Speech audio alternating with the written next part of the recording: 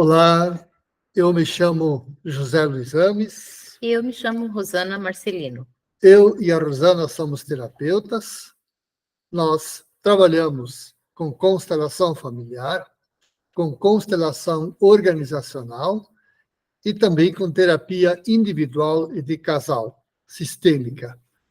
Nós oferecemos esses serviços presencialmente na cidade de Toledo, oeste do Paraná, mas também à distância. O nosso assunto de hoje trata da separação de casal e as consequências que essa separação de casal produz sobre o próprio casal, mas também sobre a sua família.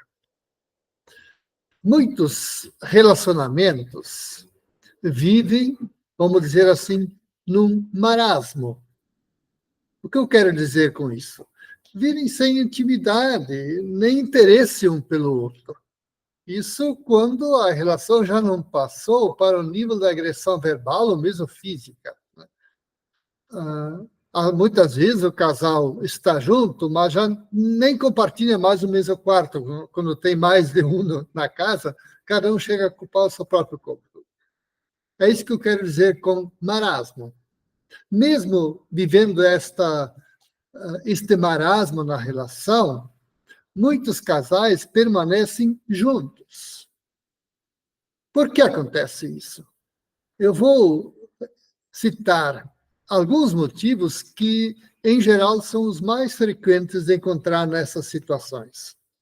Um primeiro motivo de ficar juntos, apesar deste marasmo na relação: o medo de desapontar a família. Este motivo, obviamente, mais forte em casais onde as crenças religiosas são mais fortes. Um segundo motivo, e este é muito comum, a imaginação, a ideia de que os filhos precisam que os pais fiquem juntos de qualquer maneira. A ideia, portanto, de que a imaginação, né, de que para os filhos é melhor que os pais fiquem juntos, seja de que maneira for esta relação. Vejam, essa decisão de ficar juntos de qualquer maneira sobrecarrega os filhos, porque os filhos se sentem culpados pela infelicidade dos pais.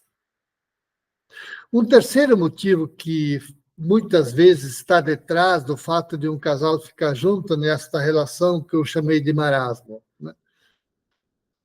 O investimento que um ou ambos fizeram na relação. A pessoa imagina que já investiu muito tempo e energia para permanecer nesta relação. E aí separar-se já como um desperdício desse tempo e dessa energia. Então, gastou muito do seu tempo, do seu esforço, de sua dedicação a esta relação, e aí imagina que não deve se separar nessa altura, porque separar-se nessa altura seria como que desperdiçar esse tempo, essa energia.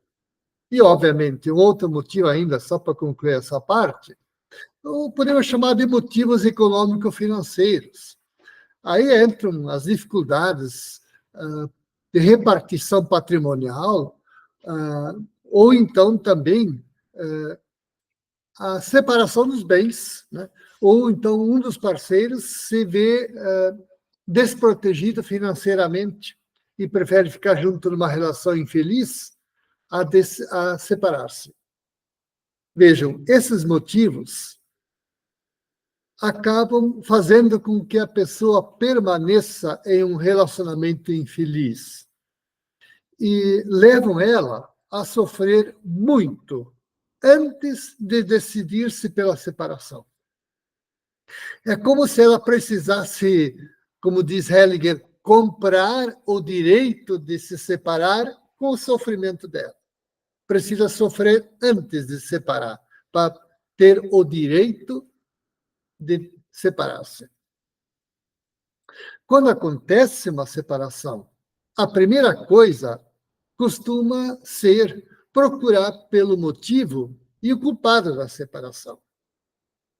Em geral, não existe um motivo concreto e claro da separação. E mesmo quando existe, por exemplo, um motivo muito comum, quando existe um relacionamento extraconjugal, quando você vai olhar de perto, este não é o motivo verdadeiro, mas já é consequência de problemas anteriores do casal. Então, vejam, nós não temos o que podemos chamar de um motivo, de uma causa da separação, ou muito raramente encontramos isto, um motivo específico. Procurar, portanto, pelo motivo e procurar pelo culpado da separação, nada mais faz do que alimentar a raiva. E a raiva é a substituta da dor que a pessoa não se permite sentir. Vejam, a situação mais séria de consequências é quando a pessoa abandona a relação sob o pretexto de que agora ela vai cuidar de si mesma e o resto que se dane. Esta decisão frívola, leviana, ela sempre produz consequências graves no sistema familiar, consequências essas que, em geral, tomam a forma da expiação. O que é isso? A expiação significa que outra pessoa do sistema familiar, em geral um filho, um neto, um sobrinho, é escolhido pela consciência coletiva do sistema familiar para pagar pela injustiça cometida. E ela paga, às vezes, de modo sério, com depressão, às vezes até com a própria morte, em geral com o corpo, com a saúde dela. O modo responsável de separar-se acontece quando ambos assumem a sua parte de responsabilidade naquilo que não deu certo no relacionamento e se entregam à dor e ao sofrimento que a separação causa, inevitavelmente causa. Somente existem novas possibilidades depois de uma separação quando a separação for responsável. Bem, a Rosana agora vai nos falar um pouco sobre as situações concretas que envolvem muitos casais que vivem uma relação infeliz e, mesmo assim, não conseguem se separar. E também vai falar, obviamente, sobre as consequências desse tipo de situação e o que elas produzem sobre o casal e produzem também sobre os filhos desse casal. Rosana.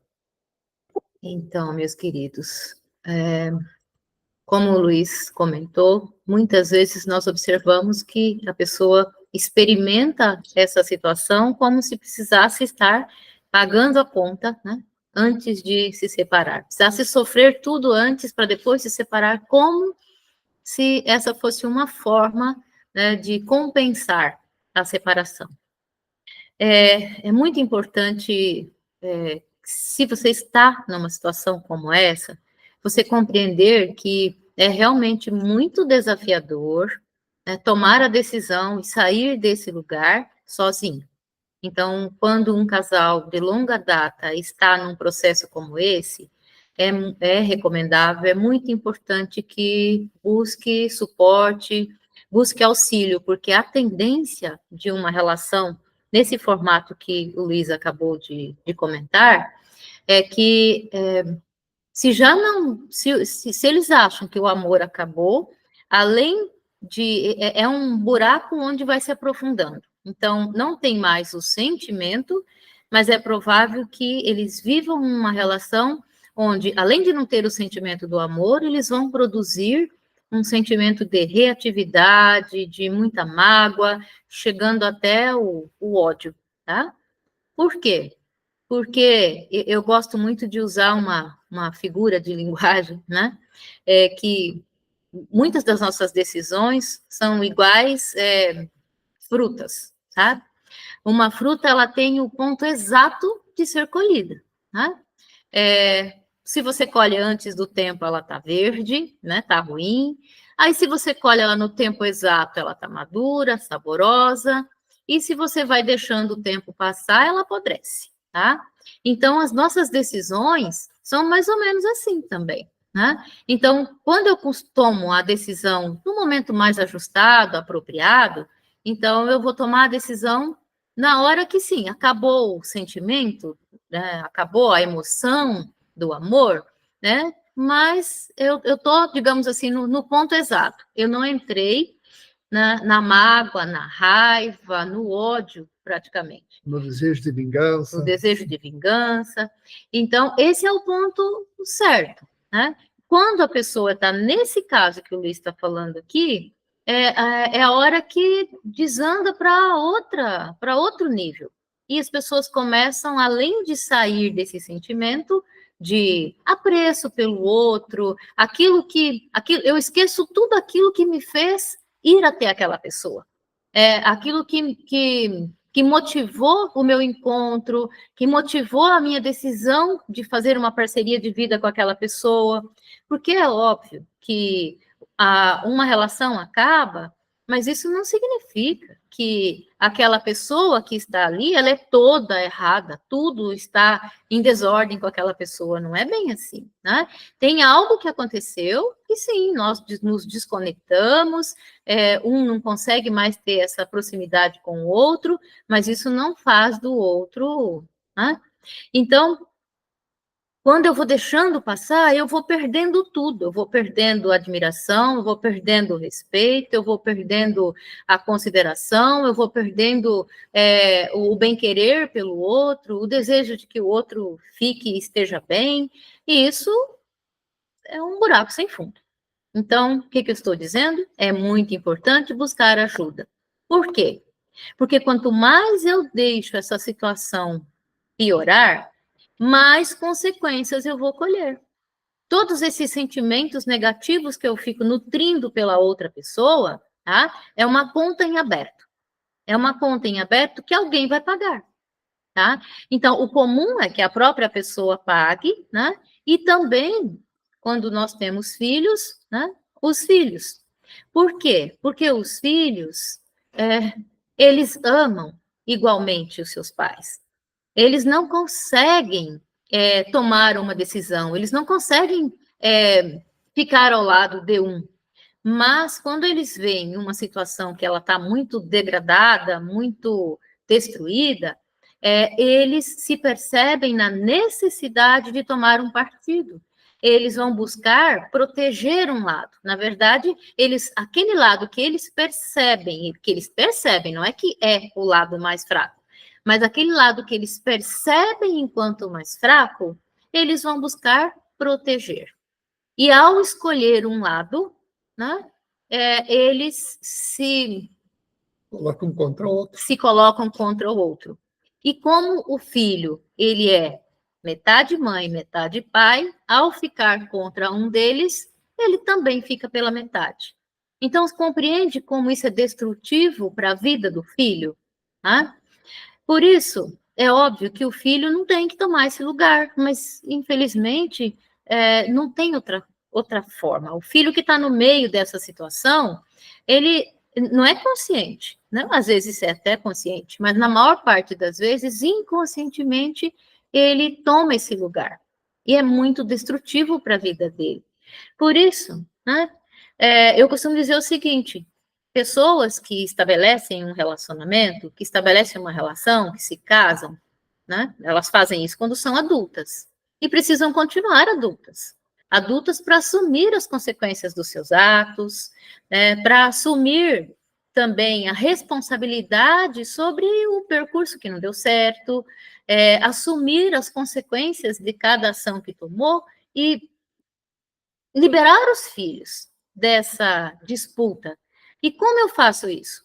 Quando eu faço com responsabilidade, quando eu, enquanto pai, enquanto mãe, eu assumo um posicionamento em relação ao meu relacionamento, enquanto eu assumo a responsabilidade, como o Luiz falou, né?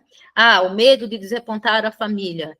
ok? Eu assumo uma postura diante da minha família. Eu faço escolhas. É a minha vida enquanto adulto que eu estou lidando, né? De proteger os filhos. Ok? Como eu protejo os meus filhos? Eu protejo os meus filhos, né, quando eu honro o pai e a mãe dele. Então, se eu sou a mulher, eu protejo meu filho quando eu honro o pai dessa criança. Então, é quando eu tenho condição de fazer esse processo de separação de uma forma honrosa. Ali eu estou protegendo o meu filho, tá? Até porque, e a outra questão que o Luiz trouxe é a pessoa muitas vezes fica no casamento, ficam se destruindo, né, em virtude de dizer, né, nós precisamos cuidar da família. Ok, você não pode ser leviano, negligente com os seus filhos, porque, afinal de contas, né, ele é responsabilidade do casal. Agora, isso não significa ter uma vida infeliz, né, e o tempo todo se maltratando e dizer que isso é cuidar dos filhos. Né? Por quê? Porque a criança que experimenta uma situação como essa, inconscientemente ela percebe que os pais estão infelizes. E ainda tem pais que dizem, nós estamos juntos por causa do filho, por causa de vocês, né? Mamãe fica aqui por causa de vocês. Então, é um peso imenso que se coloca em cima da criança. Porque, claro que não é verdade. É claro que a criança não tem nada a ver com isso. Mas ela toma isso como verdade e ela experimenta isso como verdade e ela carrega nas costas o peso da infelicidade dos pais. Então, adulto resolve. Adulto não deixa a conta aberta para os filhos. Né? Adulto tem uma postura, sim, falamos sobre a questão do investimento de tempo. Olha para frente.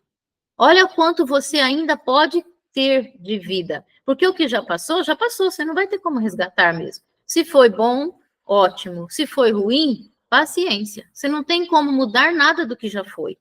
Mas você pode olhar para frente, viver uma vida melhor, ser feliz, porque assim você está deixando uma outra herança para os seus filhos. Abrir mão dos recursos financeiros, é claro que é importante o recurso financeiro, mas duas pessoas adultas vão conseguir olhar para o recurso que construíram juntos, ou se não construíram, mas enfim, vão conseguir um meio termo, não vão desamparar um ao outro. Por quê? Porque essa é uma postura de uma pessoa responsável, uma pessoa adulta que passou uma vida com aquele parceiro, então vão se cuidar dentro daquilo que for possível, que for ajustado, que for legal, tá? Porque quando nós não temos esse posicionamento, nós deixamos uma herança. Nós deixamos uma herança, como o Luiz falou, para os nossos filhos, para os nossos netos e sei lá para quem mais. E quando nós olhamos dentro das constelações, o que a gente observa? Muitas vezes, aí sim, esse é um aspecto importante para olhar. Muitas vezes, quando você olha para um casamento que está numa situação como essa, ele já está colhendo os efeitos de uma herança transgeracional. Ele já está colhendo os efeitos de um padrão que acontece na família de longa data. Então, aí a constelação é um recurso tão importante, tão precioso, né, para trazer solução para essas questões. No mais, o que é essencial que quem está nesse processo de dor dentro de um relacionamento compreenda? Que a decisão é do parceiro, de cada parceiro. A decisão é de vocês dois. Não existe como terceirizar o que está acontecendo ali. Sabe, é só essas duas pessoas que vão poder resolver isso de forma honrosa, consciente, e não misturem os filhos.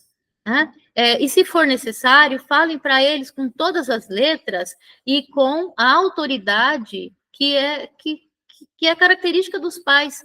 Diz, filho, esse assunto é meu e da sua mãe, e vocês, por favor, não se envolvam. Vocês não têm nada a ver com isso. Nós resolvemos. Isso alivia o filho.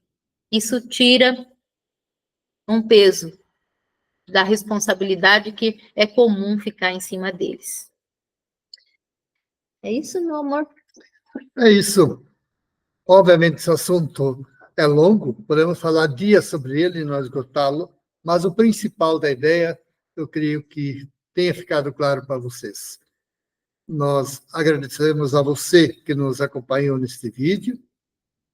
Convidamos você a se inscrever em nosso canal, caso ainda não esteja inscrita. Curta o vídeo se você gostou, compartilhe o link dele para os seus contatos.